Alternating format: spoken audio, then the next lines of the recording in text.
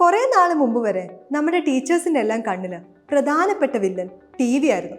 കുട്ടികളുടെ കോൺസെൻട്രേഷൻ എല്ലാം തെറ്റിക്കുന്ന, അവരെ പഠിത്തത്തിൽ നിന്ന് വഴിമാറ്റി വിടുന്ന ഒരു ചെകുത്താൻ പെട്ടി എന്നൊക്കെ വേണമെങ്കിൽ പറയാം. പക്ഷെ ഇന്ന് ആ ചെകുത്താൻ പെട്ടി നമ്മുടെ വീട്ടിലത്തെ ഒരു റൂമിൽ നിന്ന് മാറി ഫുൾ ടൈം 24 hours നമ്മൾ പോക്കറ്റിൽ കൊണ്ടു നടക്കുന്ന ഫോണിൻ്റെ ഉള്ളിലേക്ക് ചുരുങ്ങിക്കഴിഞ്ഞു. ടി വി എപ്പോഴെങ്കിലും പരിപാടി ഉള്ള സമയത്ത് മാത്രമാണ് നമ്മുടെ കോൺസെൻട്രേഷൻ മാറ്റിക്കൊണ്ടിരുന്നത്. പക്ഷേ ഫോൺ 24/7 നമ്മുടെ കയ്യിൽ, നമ്മുടെ പോക്കറ്റിൽ നമ്മൾ കൊണ്ട് നടക്കുന്ന സാധനമാണ്. കണക്കുകൾ സൂചിപ്പിക്കുന്നത് ഒരു ആവറേജ് ഇന്ത്യൻ 6 മുതൽ 7 മണിക്കൂർ വരെയാണ് ഒരു ദിവസം ഫോണിൽ ചെലവഴിക്കുന്നത് എന്നുള്ളതാണ്. ഫോണിൽ നമ്മൾ പണിയെടുത്തുകൊണ്ട് ഫോണും കുത്തിക്കൊണ്ടാണ് നമ്മൾ എന്തെങ്കിലും ഒരു കാര്യം ചെയ്യുന്നതെങ്കിൽ 50% ആ കാര്യത്തിലുള്ള നമ്മുടെ എഫിഷ്യൻസി കുറയാനും സാധ്യതയുണ്ട്. ഫോണിലെ എല്ലാ കാര്യങ്ങളും ഡിസൈൻ ചെയ്തിട്ടുള്ളത് നമ്മുടെ ശ്രദ്ധ പരമാവധി അതിലേക്ക് ആകർഷിക്കാനാണ്. ഫേസ്ബുക്കിലും ഇൻസ്റ്റഗ്രാമിലും ലൈക്കും കമൻറ്റൊക്കെ കിട്ടുന്ന സമയത്ത് നമുക്കൊരിത്തിരി സന്തോഷം തോന്നും. അതേപോലെ തന്നെ യൂട്യൂബിൽ ഒരു വീഡിയോ കഴിഞ്ഞാൽ ഉടനെ തന്നെ അടുത്ത വീഡിയോ തുടങ്ങും. അപ്പോൾ അതായത് എത്ര നേരം വേണമെങ്കിലും നമ്മളെ അതിൻ്റെ ഉള്ളിൽ പിടിച്ചിരുത്താനുള്ള എല്ലാ സ്റ്റഫും മൊബൈൽ ഫോണിനകത്ത് ഉണ്ട്. പക്ഷെ പൂർണ്ണമായിട്ടും ഒരു ചെകുത്താൻ പെട്ടി എന്ന് പറഞ്ഞ് നമുക്ക് ഫോണിനെ മാറ്റി നിർത്താൻ പറ്റുമോ? ക്ലാസ്സിൻ്റെ അപ്ഡേറ്റ്സ് വരുന്നത് വാട്സാപ്പിലായിരിക്കും. നമുക്ക് പഠിക്കാനുള്ള പല കാര്യങ്ങളും യൂട്യൂബിൽ ഉണ്ടാവും. നമ്മൾ പാരൻസിനോട് പലപ്പോഴും കമ്മ്യൂണിക്കേറ്റ് ചെയ്യുന്നത് ഫോണിലൂടെയാണ്. അപ്പോൾ ചുരുക്കി പറഞ്ഞാൽ ഫോണിനെ നമ്മൾ പൂർണ്ണമായിട്ടും മാറ്റി നിർത്തുക എന്നുള്ളതല്ല.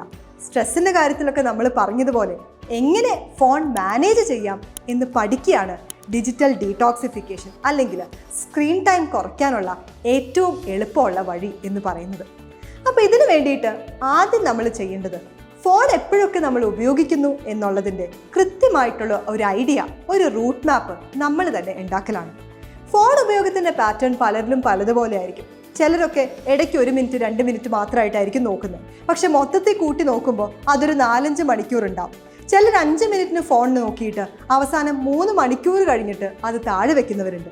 അപ്പോൾ നിങ്ങൾ എത്ര സമയം എപ്പോഴൊക്കെ ഫോൺ ഉപയോഗിക്കുന്നു എന്നുള്ളത് കൃത്യമായിട്ട് നോക്കി ഒരു ഡയറിയിൽ എഴുതി വയ്ക്കുക.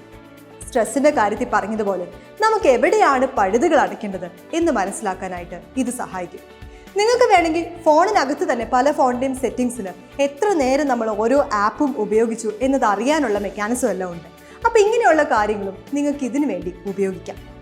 ഈ ഒരു റൂട്ട് മാപ്പ് തയ്യാറായി കഴിഞ്ഞാൽ അതിൻ്റെ അടുത്ത പടി എന്ന് പറയുന്നത് നമ്മൾ എവിടെയൊക്കെയാണോ വീണു പോകുന്നത് കറക്റ്റ് അവിടെ ഉള്ള പ്രശ്നങ്ങൾ സോൾവ് ചെയ്യുക എന്നുള്ളതാണ്.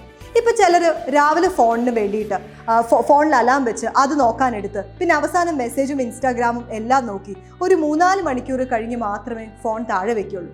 അപ്പോൾ അങ്ങനെയുള്ള കാര്യങ്ങളിൽ ഫോണിലെ അലാമിന് പകരം ഒരു അലാം ക്ലോക്ക് ഉപയോഗിക്കാം. ചില കുട്ടികൾ ക്ലാസ് കഴിഞ്ഞ് വന്നതിന് ശേഷം കുറച്ച് നേരത്തേക്ക് ഫോൺ എടുത്ത് അവസാനം അങ്ങ് ഗെയിം കളിക്കാൻ തുടങ്ങി, പിന്നെ താഴെ വയ്ക്കാൻ പറ്റില്ല. അപ്പോൾ അങ്ങനെയാണെങ്കിൽ ക്ലാസ് കഴിഞ്ഞ് വന്നതിന് ശേഷം കളിക്കാൻ പോകാം, അല്ലെങ്കിൽ ഫാമിലിയുടെ കൂടെ ടൈം സ്പെൻഡ് ചെയ്യാം, ഇഷ്ടമുള്ള മറ്റെന്തെങ്കിലുമൊക്കെ കാര്യങ്ങൾ ചെയ്യാം. അപ്പോൾ എപ്പോഴൊക്കെയാണോ നിങ്ങൾ ഫോൺ ഉപയോഗത്തിലേക്ക് വഴുതി വീണ് പോകുന്നത് ആ സമയം കണ്ടുപിടിച്ച് അവിടെ ഏത് സൊല്യൂഷനാണോ നിങ്ങൾക്ക് ഏറ്റവും കൂടുതൽ നന്നായി തോന്നുന്നത് അത് ചെയ്യാനായിട്ട് ശ്രമിക്കാം. മറ്റൊരു പ്രശ്നം, ഒരു മെസ്സേജ് നമ്മൾ ആർക്കെങ്കിലും അയച്ചു കഴിഞ്ഞാൽ അതിന് റിപ്ലൈ വന്നോ, അതിന് തിരിച്ച് അയാൾ എന്ത് പറഞ്ഞിട്ടുണ്ടാവും എന്നറിയാനുള്ള ഒരു ത്വരയാണ്. അപ്പോൾ നമ്മൾ ഇടയ്ക്കിടയ്ക്ക് അതിങ്ങനെ നോക്കിക്കൊണ്ടിരിക്കും. അതോടെ പഠിത്തത്തിലുള്ള നമ്മുടെ എല്ലാ കോൺസെൻട്രേഷനും നഷ്ടപ്പെടുകയാണ്. അപ്പോൾ ഇതിനായിട്ട് നമുക്ക് മെസ്സേജ് ടൈം എല്ലാ ദിവസവും മാറ്റിവെക്കാം.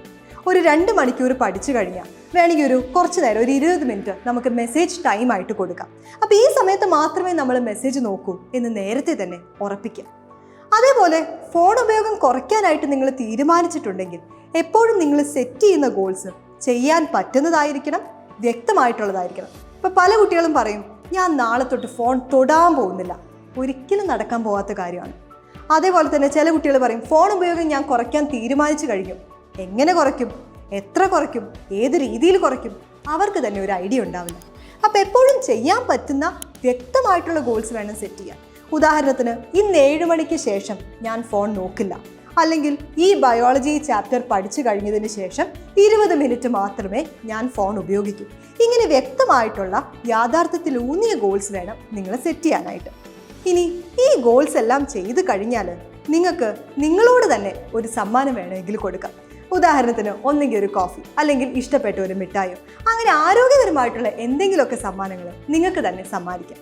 കാരണം ഇത്രയും ഡിറ്റർമിനേഷനോടെ ഒരു ഗോൾ നിങ്ങൾ സെറ്റ് ചെയ്ത് അത് റിയലൈസ് ചെയ്തതിനുള്ള നിങ്ങൾക്ക് തന്നെ കൊടുക്കുന്ന ചെറിയൊരു ഉപഹാരമാണിത്.